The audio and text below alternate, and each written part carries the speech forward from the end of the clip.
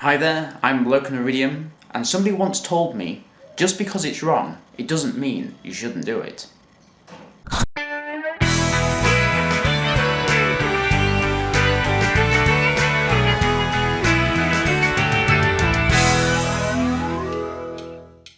Okay, so week 1 has gone by, it's now Sunday, and this is going to be the first day of the 52 vlogs that I'm going to be doing over the year. It's actually a good start actually, because I'm in the conservatory and it's a lot warmer than it has been over the past few weeks. But let me bring you up to what's happened over the past week. I have been keeping my weekly vlog up to date as much as I can do, really. This week has been quite exhausting, so it's actually caused me to fall back by a couple of days, but I have caught up every day. There is something there. And one thing that amazed me at the beginning of the week really was when we was down seeing our friends, was the amount of people that came out to see the January sales. So many people going around thinking, oh, I need to buy this. Why? I'm absolutely skint. I've just been through Christmas and now I have no money whatsoever. So what do? Let's go out shopping. Fantastic. All I wanted to do was go out and get a couple of things, but I suppose that's the same attitude that everyone has. One of the things that surprised me was the inability to get into the car park. There must have been a queue for about 2 miles to get into the car park, and in the end we left our friend to actually park the car whilst the rest of us decided to get out the car and start walking around the shopping centre. Bad idea. It took him nearly 20 minutes to find somewhere to park, and on top of that the parking charges were a lot expensive. And why was that? Because it's Christmas. So we had a quick look around and I thought it'd be a good idea to go and find myself a new mobile. There was one that was advertised on a certain website, and I popped into that store and I said, look, I want this contract, and hey, surprise, surprise,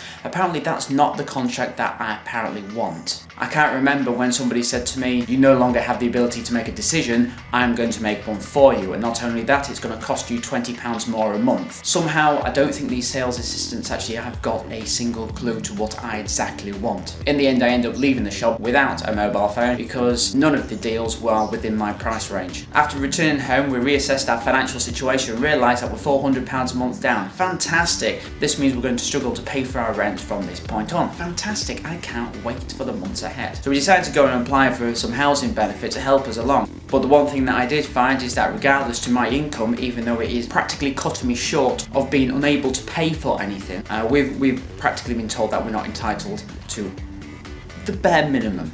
And when I worked it out based on how much that I earn, based on how much benefit we could get, I could actually get more money if I actually worked less hours. Somehow, I don't understand that. So if I cut my hours back down to basic hours and then decided that I wanted to do a bit of overtime one week, the benefits will cut down in accordance to that overtime. Meaning that I can either get the benefits for free or I could work for it. Exactly the same amount of money will be given to us. What would you choose? On a lighter note, I decided to aid my fitness and enter the Lincoln 10K again. It cost me £17. This time I could do it online. Last time I had to do it as a postal order. Having to go in and pay for a postal order, I felt like I'd stepped into 1942. When I asked at the post office, they had to blow the dust off the postal orders in order to print me one. Last year on the Lincoln 10K I was able to come in at 59 minutes and I'm hoping to beat that this year, so I'm going to have to start training. Maybe an investment in a treadmill might be a good idea. I might have to do some overtime. Either that or I'm just have to get my running shoes on. I might have to buy some running shoes as well. At the end of the day I'm going to do this run and I am after sponsored. Here is the shameless plug. I'm raising money for the Sophie Lancaster Foundation. Links in the thingy bobs down there. If you wish to donate, I've also got a link to my charity page, which is also down there. Please help me raise as much money as I can, as I plan to beat my 59 minutes by coming in under the sub 45s. According to last year's application, that would put me under the elite runners, and I wish I could get my fitness up to that standard. After realising my goal for the Lincoln 10K, I thought, what other things can I plan for the future? Now Sarah and I had a nice long chat and we decided that this year we might like to go abroad. So where's your passport? Okay, so my passport expired 2 years ago, so I'm going to apply for that. That's going to be fun. I think it's about 6 weeks plus an interview and an interrogation under a small light bulb. But at the end of the day, if I can get one, I can get one, and we can go abroad and it will be nice. Yes, it will be nice, and I will relax. I will, honestly. Not entirely sure where we want to go, but we'd like to make a decision sometime, as these are the times when you can get the best deals. If not, we might have to buy from one of these last minute websites. That'll be fun. We'll end up in a really crappy place, but at least it'll be warm because of the humidity. In relation to save up money for this holiday, we decided that we need to cut back on a few things. One of these things will actually be junk food and other crap within the house. So all the junk food is now practically been gone from our house and we're starting to eat healthily. There has been a few fallbacks and I've fallen back on a few cans of energy drink and a few chocolate bars, but That's one way to get me through the day at work, and that's because I forgot to make myself some sandwiches for work. So the other night we decided to make a shop around the supermarket and decided if we can buy food for the entire week on a limited budget. We set ourselves a budget of £10 and amazingly, we were able to do it. If we was able to do this every week, we'd be able to save ourselves quite a bit of money which would go towards the holiday.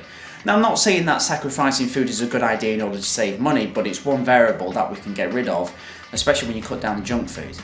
So also to cut down on the amount of food, we decided what would be a good idea as well would be to change portion sizes. Now I've come from a family where you'd make a massive portion of food and you would just wolf down, and I'm a really fast eater, which is a really bad idea as well. My main problem is because I had such a pile amount of food, I had to eat it quickly in order for me to eat it before it got cold. So now we decided that we'd set a proper portion. We researched on the internet of all these different ways of eating healthy, 600 calorie meals and so forth, and we've decided on one particular way we're going to actually eat healthily.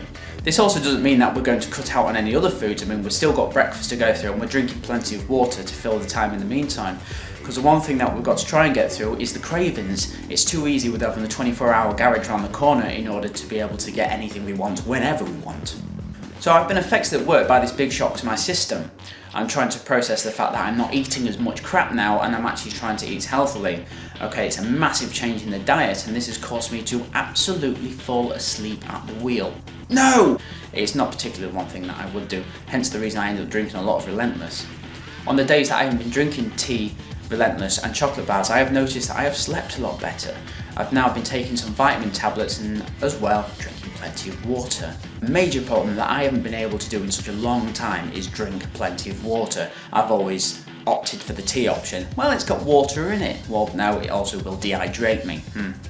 And we got to almost to the end of the week and we thought everything was going really well, and we ended up with a bailiff notice. Now, this is one thing that we've got experience with in the past. We've both had bad credit in the past and we've both gone through our fair share of debt letters and bailiff stages. Now I got onto the phone with this guy and asked him what was going on. Now his response, as blunt as always, was that several letters had been sent to our address and had already gone to magistrates court. Now we haven't received any of these letters and this is the first one that's come through the post. The awkward thing is how do we prove that? Because we can't prove that we haven't received it as much as they can prove that they've sent it. Now one thing that did come through the post was Sarah's synthetic dreads. Now she ordered these before Christmas and wanted them for New Year's, but they actually finally came through on Friday. So I spent 2 hours last night plaiting her hair. So now she's got these dreads in and now the cats find them absolutely fantastic. So Sarah can't go anywhere or sit down anywhere without these cats attacking her dreads. So today's Sunday, we're now having the relaxing day. I was offered the chance to work today, but I decided that I needed the time off.